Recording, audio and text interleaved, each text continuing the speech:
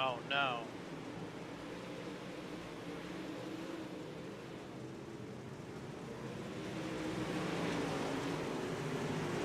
Oh no. Oh boy. Okay. Matt Pridgeon is getting running that middle line. They make contact. Jared Murphy looks to make the pass as he's gonna run Jared Murphy out of room on the high side. Vistato, he's still running that very low line. He's trying to save his tires for later. Using that grass on the exit of turn 1 to hopefully gain a little bit of traction here. As guess who's back? James Murphy is in the 4th place position. He's running that middle lane that isn't quite slicked off in 1 and 2. Well, I think I've got my audio part worked out now. Unfortunately, we are 3/4 of the way through the broadcast, and like I said, major technical difficulties on my end tonight for some odd reason. So again, I'm very sorry for the production here tonight, as now my audio is working, but I'm still having some frame rate drop issues, and I'm not sure what exactly is going on there. But again, thanks Tim for covering some of the broadcast while I was getting some of the audio issues sorted out. Well, it's almost like we're Fox here tonight. Well, maybe a little worse off than that to start things off.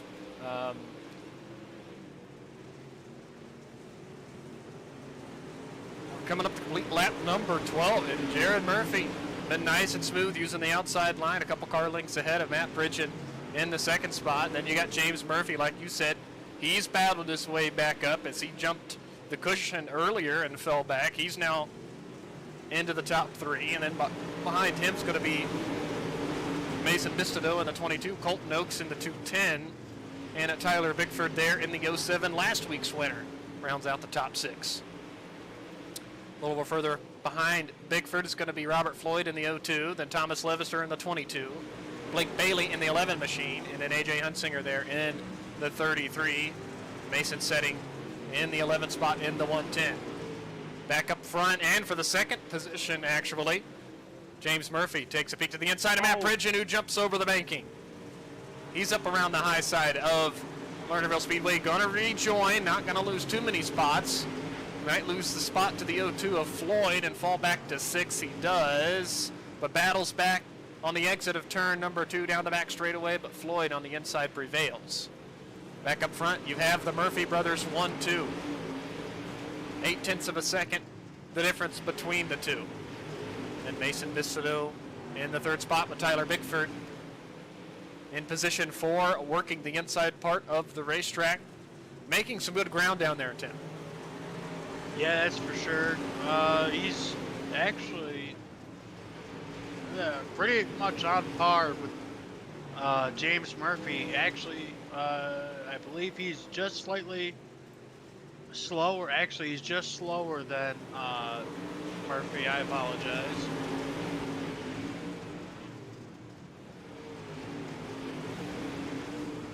As James Murphy is also starting to close the gap. He's about a 10th quicker than his brother, who is in the lead here. Yeah, he's starting to chew away at that advantage, now down to 0.65 of a second. Bickford takes a peek to the inside of Bistodeau with a good run down the back straightaway. Moved into 3rd just for a moment. Let's see what happens as they exit turn number 4. Bistodeau on the outside with a good run, evens himself up into turn number 1. Our top 4, Tim, have separated themselves quite a distance back to now Matt Pridgeon in the 5th spot. Yeah, Bickford looks to complete the pass on Mason Bistodeau.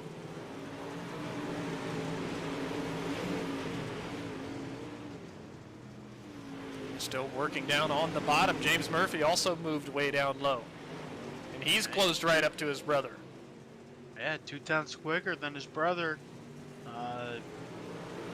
You almost got to wonder if Jared Murphy is paying attention to that relative at all.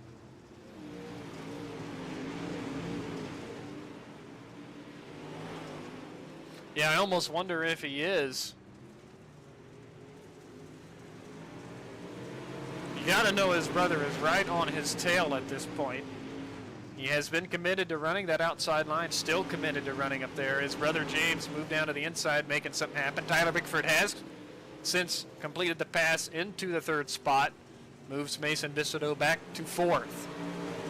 He set a pretty good advantage to our top four. They're side by side. I believe was Robert Floyd and Thomas Levister. Levister, I think there was contact, got pushed up to the outside part of Lernerville. He rejoins right in front of the 33 machine of A.J. Hunsinger.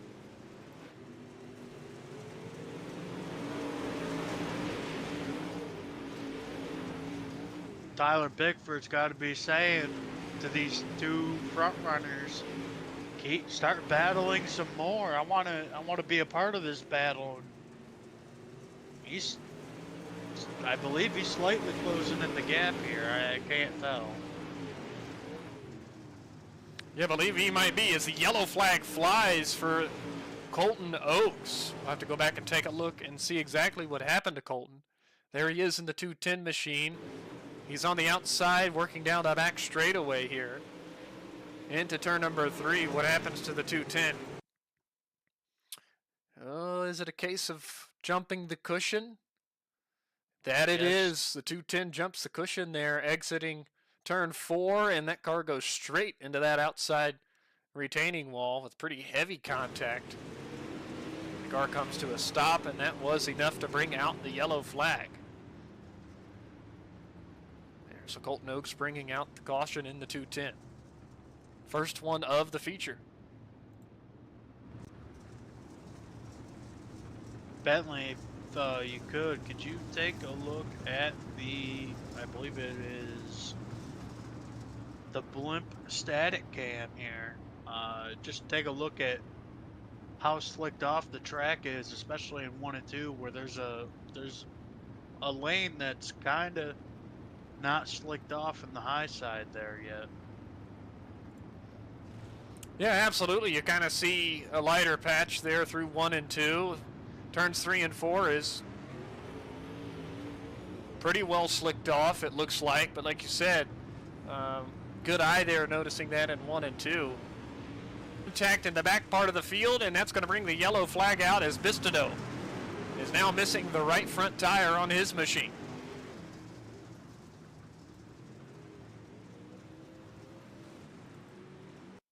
That all started, really, I believe, Tim, with James Murphy making the big-time slide job. And he does slide up in front of his brother in a clean pass, and then Bistido enters in the corner, and Jared Murphy tries to cross over his brother, and those two met in the middle. You see Bistido goes all the way around. Jared Murphy was able to continue.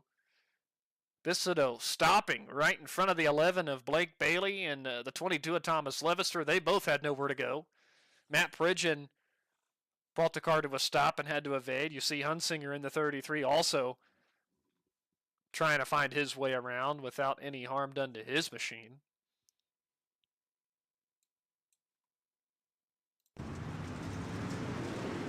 Second caution flag of the night.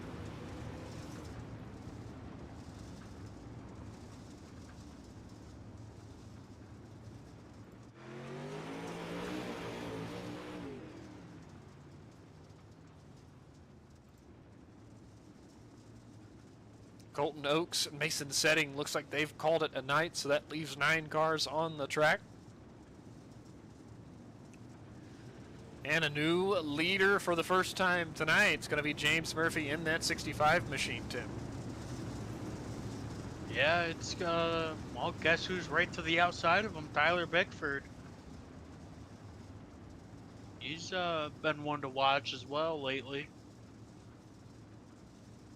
Yeah, absolutely. Bickford getting his first win of the season last week.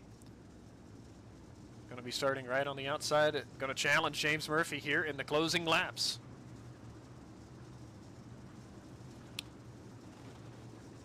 Green flag is back in the air. 29 laps complete, 11 to go this time by. Man, Jared got such a great launch off the restart. I mean, he's right to the inside of his brother. Bickford's gonna stomp on the brakes. They collide. They Together with Pridgeon, and he goes around, and you see Mason Bistodeau barely clears by on the inside. Unfortunate there for Hunsinger and Pridgeon. Also, I believe we had another accident between Robert Floyd and Blake Bailey while we were under that green flag, as they were both in the pit area and had a tow into the pits. So they must have got tangled up at some point in that run as well, Tim. yeah. I found it. Robert Floyd, maybe a little contact with Pridgeon. I can't really tell what happened. Yeah, that Pridgeon kind of slid up, and then Floyd got extremely out of control, and then Blake Bailey used Robert Floyd kind of as a ramp off the turn 2 exit, and he went flipping into the trees, the forest back there. Wow. Tell you what, we have got a 5-lap shootout in this one. James Murphy, Jared Murphy, Tyler Bickford, your top 3. Green flag back in the air, now 4 to go.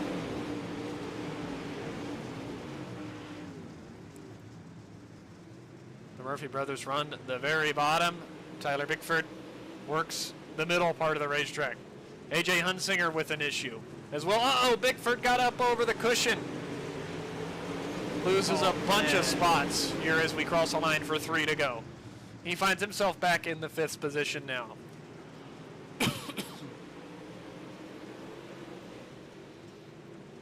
That's going to allow James Murphy and Jared Murphy to start pulling away. 2 to go. 4/10 of a second. For position at the moment, if my timing and scoring is correct. So, white flag, though, already displayed for the 65 machine of James Murphy. He's working through 3 and 4 for the final time, and out of turn number 4 here at Lernerville. James Murphy brings home the checkered flag. Jared Murphy will be second. Across the line there in third is the 022 machine of Mason Bistodeau. That's your top 3. Thomas Levister 4th, Tyler Bickford 5th, Matt Pridgeon in 6th. Then A.J. Hunsinger 7th, Blake Bailey 8th, Robert Floyd 9th, Colton Oaks 10th, Mason setting in the 11th spot. Top 3 stopping on the front straightaway, and we're going to get to interview those guys here in just a moment.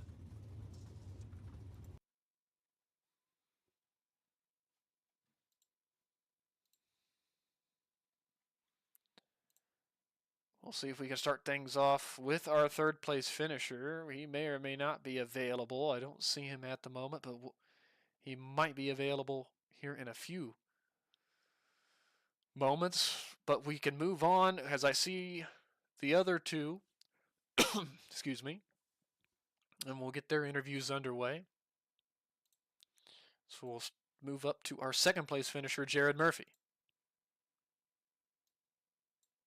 Hey, Jared, it's Tyler and Tim up in the booth. You got a copy? Yes, sir.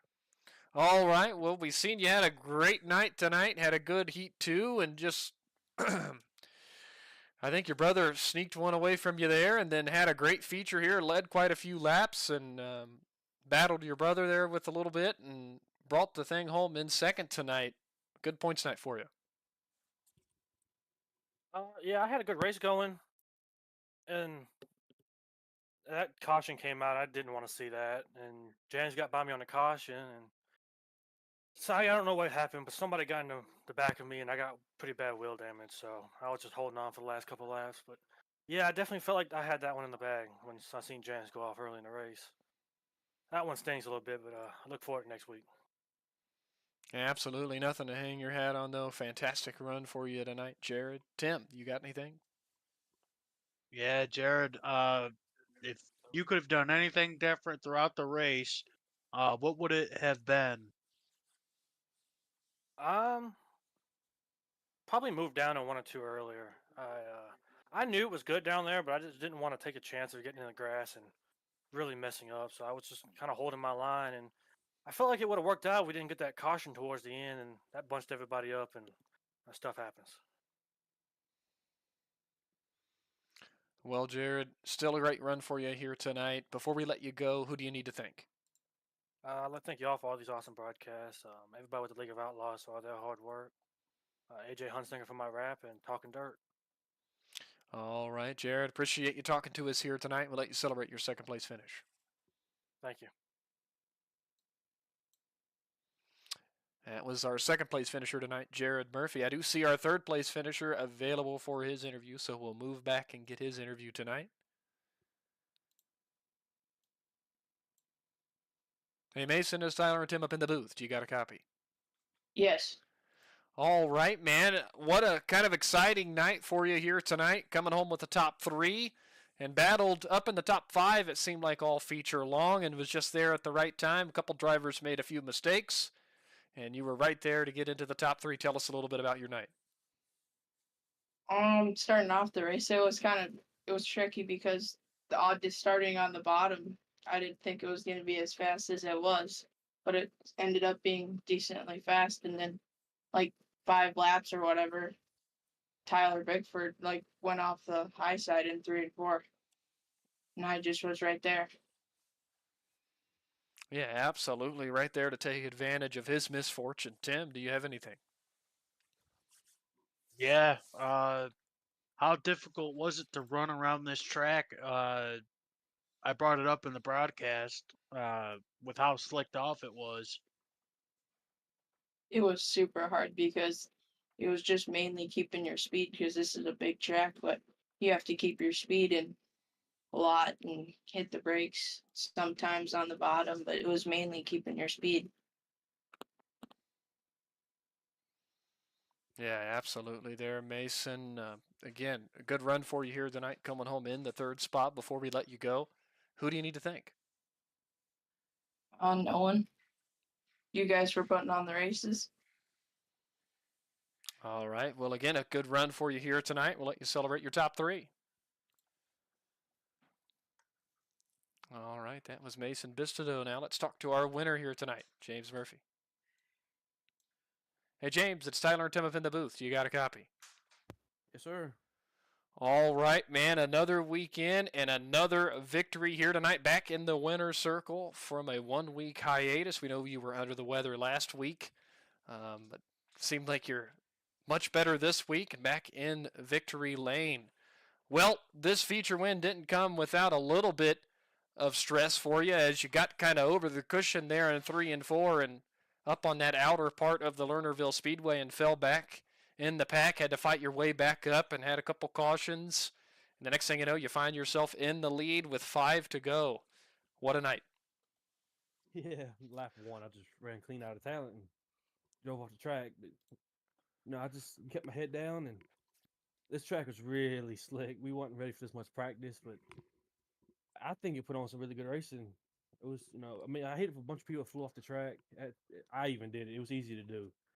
But other than that, it put on really good racing, in my opinion. Yeah, absolutely. You guys seem to have good passing opportunities and really good racing here tonight. Tim, you got anything? Yeah, you said you had that mishap running the high side. How difficult was it? Especially coming here. Yeah, you don't have any, I guess, backup plan to run into. How difficult is it to run up there? It's really difficult. I'd say it's more like a luck thing, trying not to go off. There wasn't no kind of cushion tonight or nothing, so you just kind of had to slide in there and just hope you hit it just right, and you get a good run off of it. It was definitely the fast way, but it was definitely the easiest way to go off the track. Yeah, James, you ain't kidding that. The track being as slick as it was treacherous for a couple drivers here tonight, but you were able to fight back from that and get the win. Before we let you go tonight, who do you need to thank? Thank y'all for the awesome broadcast. Everybody with League of Outlaws, AJ Hunsinger for the rap, Third Party Gaming, and Talking Dirt. All right, James, again, big congratulations on getting back into victory lane here tonight. We'll let you celebrate the win. Thank y'all. All right, that's going to conclude our interview portion of tonight's events. Tim, closing thoughts from you. Yeah, just a great race tonight. Uh, certainly, it was certainly a tough track, especially with how slicked off it is. And then on top of that, we're at Lernerville. I mean, James just said it the best you can. You got to use up a whole lot of luck here. Yeah, absolutely. Just echoing exactly what you said. And, great racing tonight from the Lernerville Speedway with the League of Outlaws IMCA style modifieds. Again, folks watching at home, sorry for the technical difficulties here tonight. I know the stream wasn't as smooth as I would like it to be, so just want to say sorry for that. I'm going to work on it before we come back live. We will be live on Tuesday night with Regal Promotions Esports, their Barberville Bash event at the Volusia Speedway in the big block modifieds. We're going to be live about 8:40 Eastern time on Tuesday night. And of course, back in the broadcast booth next Sunday night with round 19 of this League of Outlaws schedule. That's going to do it tonight for us from the Lernerville Speedway. For Tim Henderson, I'm Tyler Bentley. Good night, everybody.